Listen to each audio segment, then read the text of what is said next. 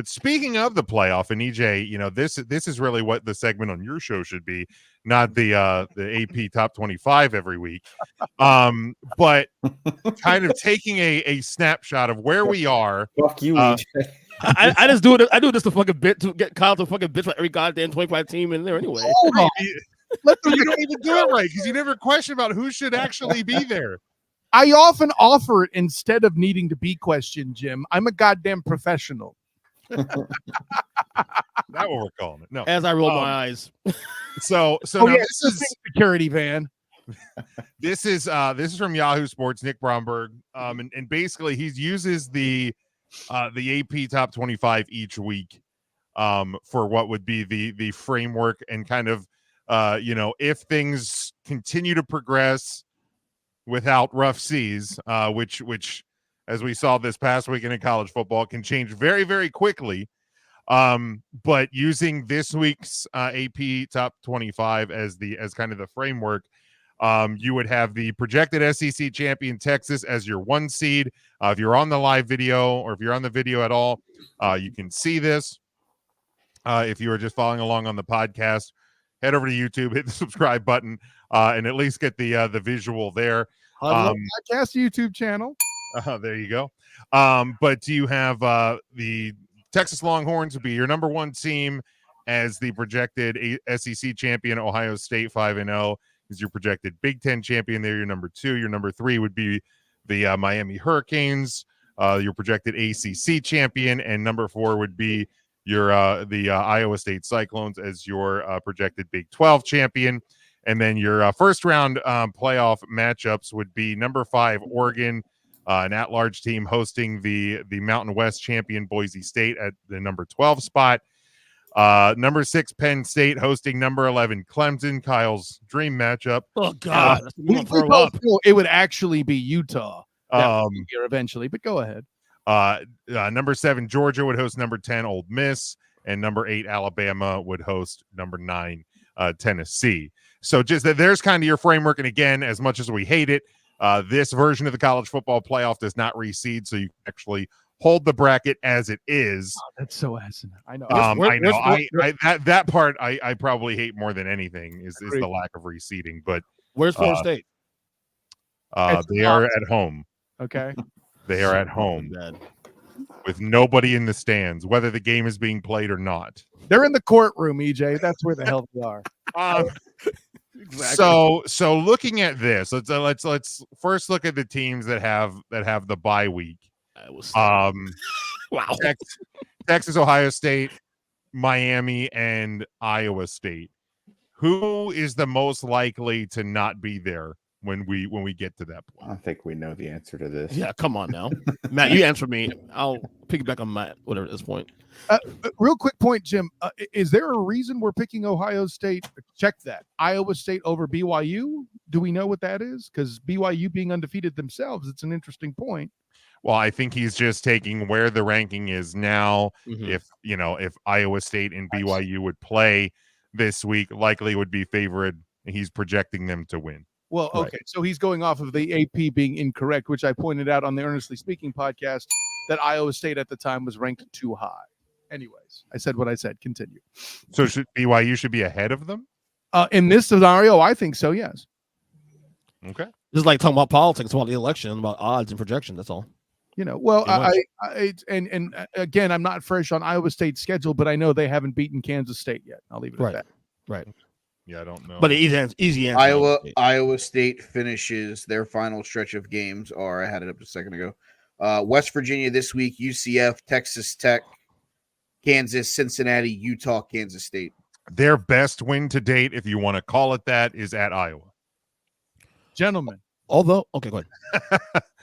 We've been over the bias involving Iowa many times. Although I will say there's a case of Texas not to be here also too, because again, they play Georgia in a couple weeks. That has nothing to do with the rankings right now. No, he said it was likely not to be there. Is there a team that you think is not likely to be in one of these 4 positions? Iowa State. But I would say, but I'm saying Texas has a case also not to be there too as well, because everyone has a case, EJ. But Ohio State could lose to Oregon. I think if Texas is not in the 1 spot, they will still get a first round bye. I think they will end up as the SEC champion.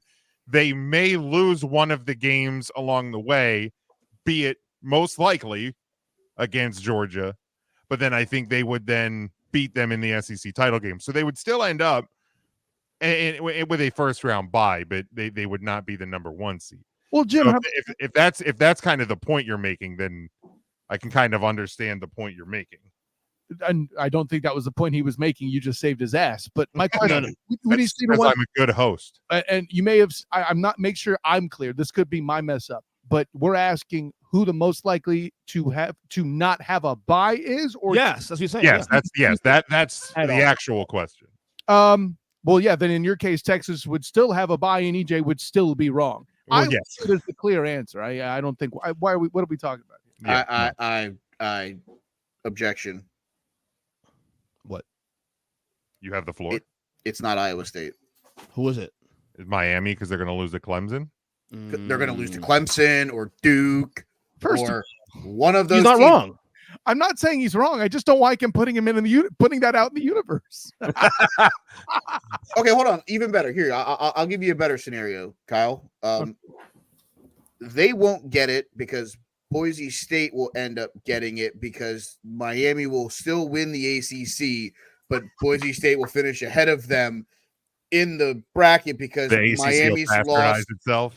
Miami's loss is going to be to like 2-loss Louisville or 6-loss Florida State, who I don't even know if they're playing.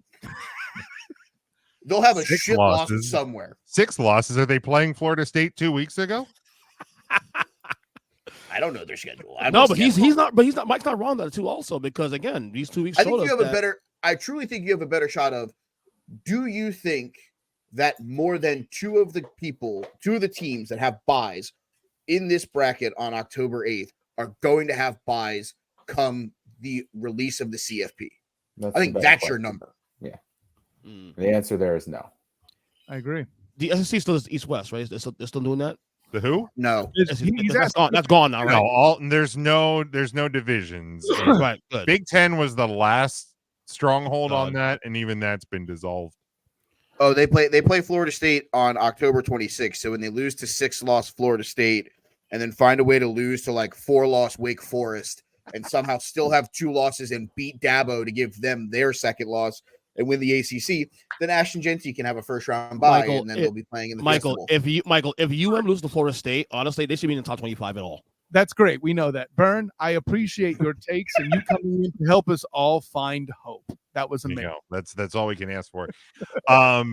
Looking then at the other matchups that we see, the first round matchups: Georgia, Ole Miss, Alabama, Tennessee, Oregon, Boise State, Penn State, Clemson.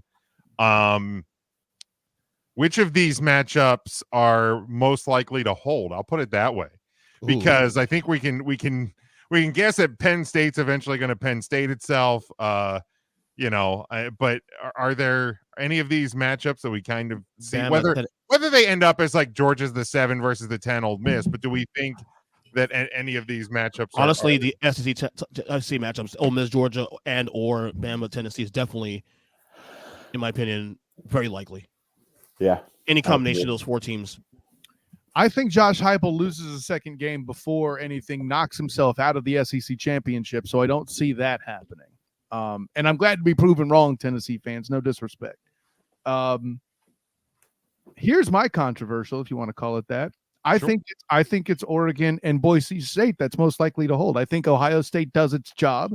I think the sock hawker is reduced to just being something in the way. Penn State loses in Penn State fashion in the conference championship to Ohio State in the rematch. And Boise State keeps Boise Stating because Genty's a badass. So beyond this game against Ohio State this week, Oregon's next, I mean, they still got Michigan on the schedule. They still got Illinois on the schedule. Was the Washington game on there late in the year too also? No, I'm saying Washington. I mean, there's a couple of games there that are going to be still possible trip ups. So, no. I'm sorry. No, it's the year 2024. Any game on anybody's schedule is a slip up opportunity. See Vanderbilt Alabama. Are you saying mean, that's how these teams are? Vanderbilt. Correct. Oh my God. If I had to guess right now, I would lean in agreement with Kyle, because even if Oregon beats Ohio State this week and then loses to Ohio State in the Big Ten title game, they end up as the 5. Yeah, they end up as the 5 because they'll only have one loss at that point. I get it. You want to tell me that it should be Georgia or it should be Alabama if they lose to Texas. I don't agree. I think a 1-loss Big Ten school is just as good as a 2-loss SEC school right now, the way that this schedule has been going. Well, in your hope-raising scenario too, there, Mike, it's possible that it could be 6-11 with Oregon and Boise State because they supplant the ACC representative. Correct. Absolutely. See, this guy gets it. So what I'll say is I think that Oregon Boise State game is probably the closest to being a possible matchup, because you have 4 SEC teams that are playing each other. Ole Miss still has games against a couple of these teams that are in this graphic, as does Alabama, as does Tennessee, as does Georgia. There will be jockeying. There will be other teams that are going to find a way to get in. What happens if you have 1-loss Iowa State against undefeated BYU and BYU wins the Big 12? Iowa State has 1 loss. Are we taking a 3-loss Ole Miss team over Iowa State at that point? Yes. I mean, you should, but I don't necessarily know that it's going to happen. Probably. So we think that Oregon will lose only one game this year, whether that is the Ohio State game or something on the back end. Yeah, I mean, I said it on the preview show. They weren't going to lose. So I'm going to hold into the fact of, if they're going to lose, the only team I think on their schedule that's going to beat them is Ohio State, whether it's this week, whether it's the Big 12, the Big 10 title game. I think Ohio State's the only team that's beating this Oregon team. Yeah, and Big Ten is very top heavy in general. So yeah, yes, that is accurate. They are for sure. Even any other thoughts on where this map of what could be the college football playoff? Utah's coming, bitches. I guess the only prediction is how many SEC teams go to the playoff this year. Kyle? Would you say that they're rising? Bam! This guy gets it. Yeah, the computer with the board is currently having a meltdown harder than Florida State fans last year. So we're kind of out of commission on that for the moment. But did you say Utes? So right now, this one has 4 SEC teams going to the dance. 5, right? Oh, 5. Sorry, wait, yeah, 1, 2, 3. 1, 2, 3, 4. Yeah, sorry, Texas, right? Texas, right? Would you say that over under 4.5? 4? You think more than 4 or less? I don't think it's going to be 5, because I like Kyle. I think that one of them, most likely Tennessee, will find its way out.